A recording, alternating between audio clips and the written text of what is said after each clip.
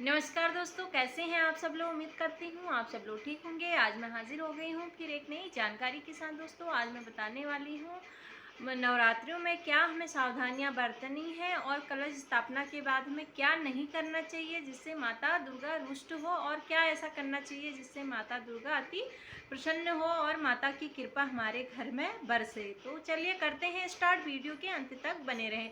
सबसे पहले आप क्या करें, ब्रह्म मुहूर्त में उठ जाएं और ब्रह्म मुहूर्त में उठने के बाद आप अपने घर में साफ सफाई करें। साफ सफाई करने के बाद आप स्नान आदि करें। स्नान आदि करने के बाद आपको क्या करना है, घर में गंगा जल इत्यादि का छिड़काव डेली अवश्य करना है। और उसके बाद आपको क्या करना है, माता की पूजा करनी है। आपने अगर कलश स्थापना कर दी है अपने घर में तो आपको क्या करना है, डेली आपको हवन करना है। हवन आप आम की लकड़ियों से भी कर सकते हैं और गाय के गोबर से भी कर सकते हैं। गाय के गोबर में माता लक्ष्मी का वास होता है, इसलिए आप गाय के गोबर से भी आप अगर हवन करते हैं तो आपके घर में सुख समृद्धि का वास होता है। और गाय के घी का ही इस्तेमाल करें, जो घी शुद्ध हो, और डुप्लीकेट घी का इस्तेमाल ना करें अपने भगवान को पूजने में। इसलिए आप गाय के घी से भगवान की पूजा कर सकते हैं, माता दुर्गा की पूजा कर सकते हैं। और माता दुर्गा अगर कलश स्थापना आपने अपने घर में कर दी है तो कलश स्थापना के दौरान आपको क्या करना है,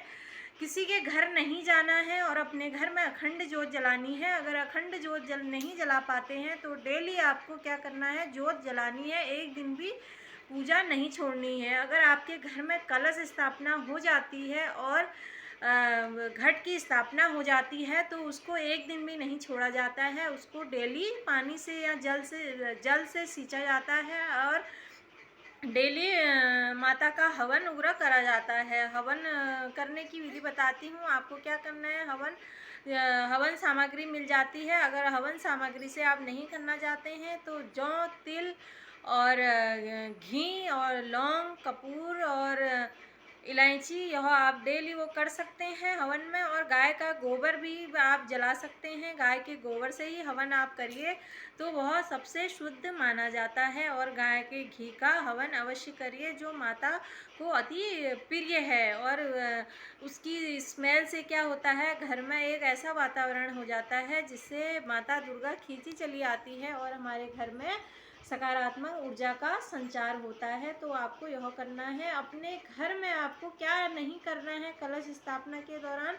कलश स्थापना अगर आपने अपने घर में कर दी है तो आपको अपने घर में तामसिक भोजनों का सेवन नहीं करना है। लहसुन प्याज नहीं खाना है। अगर आप व्रत नहीं भी करते हैं तो आपको तामसिक भोजन का सेवन नहीं करना है। अगर आप अपने घर में तामसिक भोजन का सेवन करते हैं तो घर में सुख समृद्धि का वास नहीं होता है और माता दुर्गा की कृपा आपके घर में नहीं होती है। आप कितने ही पूजा पाठ करके वो सब विफल हो जाता है।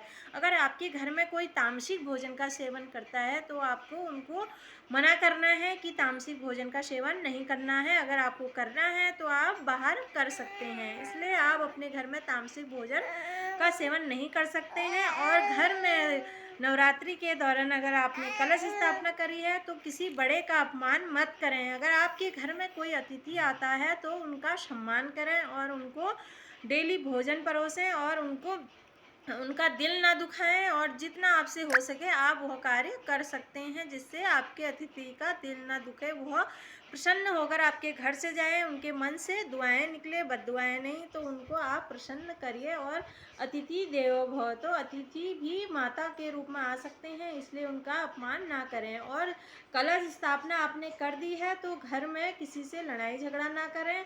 आप अगर लड़ाई झगड़ा करते हो तो माता का आपको आशीर्वाद प्राप्त नहीं होता है। तो अगर आपने कलश स्थापना कर दी है तो आप किसी सायंजा काल और सुबह मॉर्निंग में किसी के घर ना जाएं, अपने घर में पूजा करें। अपने कलश स्थापना के पास डेली जोत जलाएं और डेली कपूर और लौंग का आप क्या कर सकते हैं, हवन कर सकते हैं। अपने घर में चारों तरफ जला सकते हैं और जोत आपको अवश्य जलानी है सुबह और शाम के टाइम, क्योंकि आपने कलश स्थापना करी है और घट की स्थापना करी है। अगर आपने घट की स्थापना करी है तो डेली उसको जल से सींचना है। आप शाम को सी सकते हैं या मॉर्निंग में सी सकते हैं, जिससे वो हरा भरा रहे और माता की कृपा आपके घर में बनी रहे। आपको यह करना है। और आपने अगर कलश स्थापना अपने घर में कर रखी है तो आप अपने घर में किसी जानवर को मत मारें और पंडितों का सम्मान करें। और हमें क्या ऐसा करना चाहिए कलश स्थापना के दौरान जिससे माता अति प्रसन्न हो। हमें क्या करना है, कलश स्थापना के दौरान हमें अपने घर में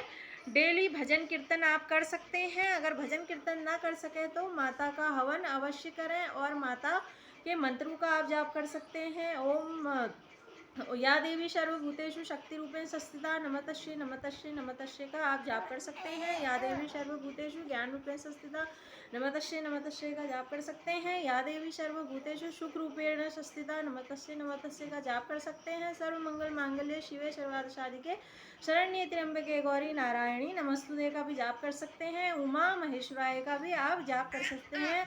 सरस्वती लक्ष्मी दुर्गा शक्ति स्वरूपाय नमः नमः का भी आप जाप कर सकते हैं। और आपको क्या करना है, कलश स्थापना के दौरान सरस्वती लक्ष्मी दुर्गा का आपको स्थापना करनी है। आप माता की जब चौकी लगाएं तो आप काली माता और लक्ष्मी और सरस्वती की तीनों की स्थापना करें। अगर तीनों की स्थापना आप नहीं कर सकते हैं तो आप 9 दुर्गा वाली तस्वीर को आप रख सकते हैं या माता दुर्गा के हाथों वाली माता की तस्वीर आप रख सकते हैं। ऐसे आपको करना है। और घट की स्थापना अगर आपने करी है तो घट के वहाँ पे भी आपको डेली गंगा जल अवश्य छिड़काव करना है और फूल अवश्य चढ़ाएं घट पे भी, जिससे माता दुर्गा की स्थापना पूर्ण मानी जाएगी और उनकी कृपा आपके घर में बनी रहेगी। अपने घर में डेली भजन कीर्तन करवाएं आप, मंत्रों का जाप अवश्य करें और कथा अवश्य पढ़ें। आपने अगर कलश स्थापना करी है तो आपको क्या करना है, डेली माता की कथा पढ़नी है।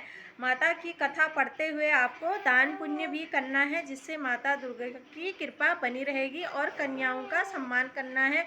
आप डेली किसी न किसी कन्या को आप अपने इच्छा अनुसार दे सकते हैं और कन्याओं का सम्मान करें, जिससे माता दुर्गा आपके घर में आए और उनकी कृपा आपके घर में बनी रहे, उनका आशीर्वाद बने रहे। छोटे छोटे बच्चों का मान सम्मान करें और गाय को डेली अवश्य आप दे सकते हैं, एक फल अवश्य दें। और अगर आप हवन करते हो तो आप उसमें फल भी अवश्य चढ़ा सकते हैं। माता दुर्गा को हलवा पूरी खीर पसंद है। अगर आप डेली यह बना के माता के चरणों पर रखते हो तो माता को अगर इसका भोग लगाते हो तो माता अति प्रसन्न होती है और उनकी कृपा बनी रहती है। शाम को अपने घर में डेली कीर्तन करवाइए और शाम को नहीं करा सके तो दिन में अवश्य करिए। 9 दिनों में माता दुर्गा की उपासना अवश्य करिए।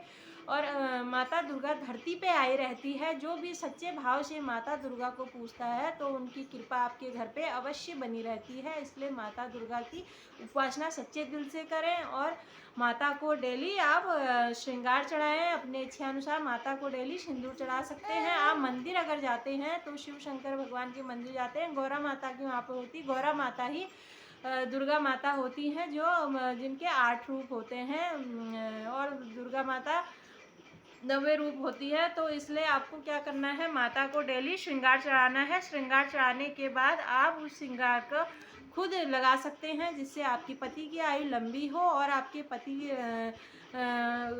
का मान सम्मान समाज में हो और पति को हर सुख प्राप्त हो। तो इससे माता दुर्गा का आशीर्वाद बना रहता है। आपको डेली माता रानी को श्रृंगार चढ़ाना है, माता रानी को सिंदूर चढ़ाना है। फिर उसके बाद आप वो सिंदूर लगाइए। आप ब्रह्म मुहूर्त में उठ के अपने घर में पूजा करने के बाद आप डेली मंदिर जाइए और जो भी शाम को आपने फल आहार बनाए हैं वो भगवान को पहले लगाइए। अगर आपने व्रत कर फास्ट पे हैं तो माता रानी को उसका भोग लगा सकते हैं, जिससे माता रानी अति प्रसन्न हो। इन दिनों में अगर 9 दिनों में अगर आप माता रानी को के नाम से अगर दान पुण्य करते हैं, केले का दान करते हैं तो आपको सुख संपन्नता और धन की प्राप्ति होती है। और खीर का दान करते हो तो आपको उच्च संतान की प्राप्ति होती है और आपको कांतिपूर्ण वाली संतान प्राप्त होती है। पीपल के पेड़ में नवरात्रियों में आप क्या कर सकते हैं, डेली 9 दिन तक दिया अवश्य लगाएं, घी का दीपक जला के आइए माता रानी के नाम से, जिससे माता रानी की कृपा आपके घर में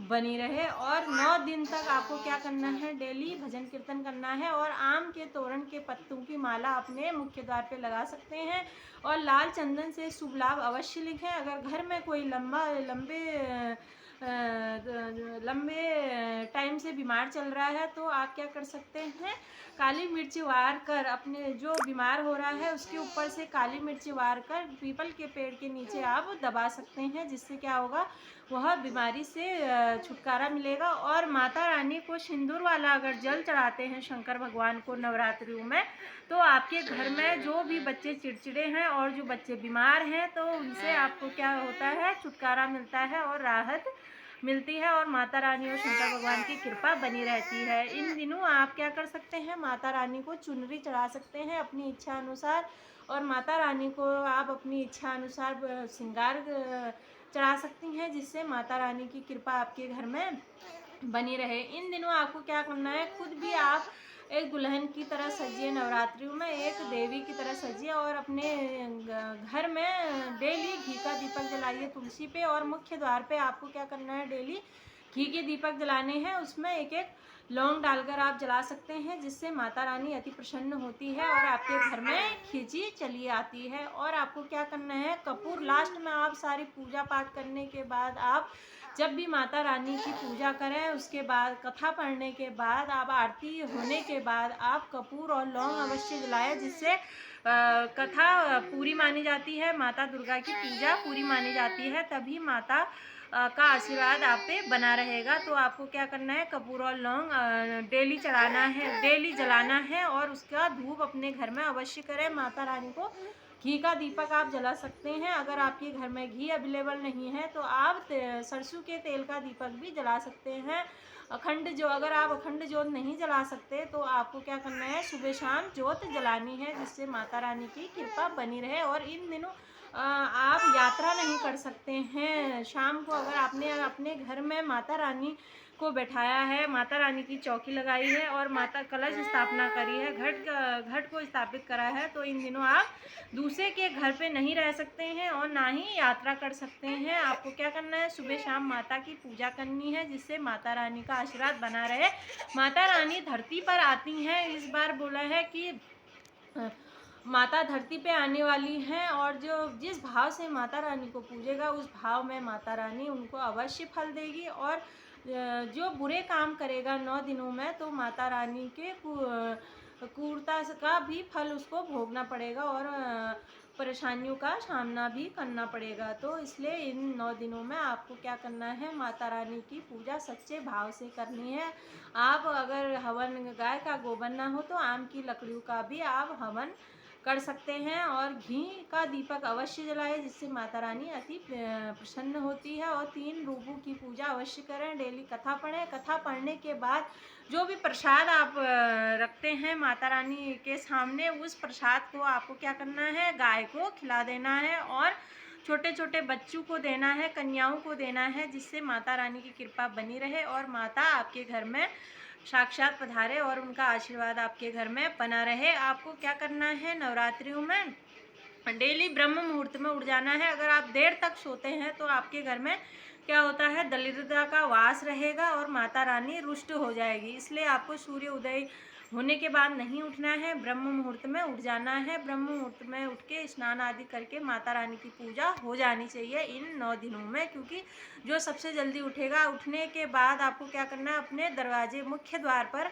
गंगा जल का छिड़काव अवश्य करना है, क्योंकि ब्रह्म मुहूर्त में देवी माता भ्रमण करती है, देवी माता धरती पे आई रहती है, इसलिए देवी माता इस धरती पे भ्रमण करती है। तो ब्रह्म मुहूर्त में आप अगर मुख्य द्वार अपने खोलो तो वहाँ पे गंगा जल अवश्य छिड़के कि हे माता रानी, आपका स्वागत है हमारे घर में, आप अवश्य पधारे करके आप माता का आवाहन कर सकते हो, जिससे माता रानी आपके घर में अवश्य पधारे। और 9वें दिन आपको क्या करना है, माता रानी की पूजा प्रेम पूर्वक कर कर आप पति पत्नी भी कर सकते हैं, एक पंडित जी को बुलाकर अपने घर में हवन करवाइए। उसके बाद आप माता रानी को अपने इच्छा अनुसार भोग लगाकर खीर का या हलवा पूरी आप बना सकते हैं या काले चने बना सकते हैं, उसका भोग लगाकर और नारियल को तोड़कर माता रानी को अर्पित कर कर हरेला काट कर माता रानी को अर्पित करने के बाद आप क्या कर सकते हैं, 9 कन्याओं को अपने घर में बुलाइए और 9 कन्याओं को अपनी इच्छा अनुसार आप दे सकते हैं। अगर आपकी इच्छा दक्षिणा देने की है आप दक्षिणा दीजिए, अगर आप और कुछ देना चाहते हैं तो वह दे सकते हैं, जिससे कन्या अति प्रसन्न हो और कन्याओं से उनके पैर अवश्य छूइए और उनसे आशीर्वाद मांगे कि अपनी कृपा दृष्टि हम पे बनाए रखना, क्योंकि वो कन्याएं नौ दुर्गा के रूप में आपके घर में आती हैं। तो इसलिए उनका पूजन सही से करें और उनको हलवा पूरी का भोग अवश्य लगाएं, हलवा पूरी अवश्य खिलाएं और उनको फिर विदा करें, जिससे माता रानी धरती पर आकर आपके ऊपर अपना आशीर्वाद बना के जाइए, जिससे आपका आने वाला जीवन अच्छा रहे, सुखमय रहे। तब तक फिर मिलती हूँ नेक्स्ट वीडियो में, तब तक के लिए राधे राधे, जय महाकाल।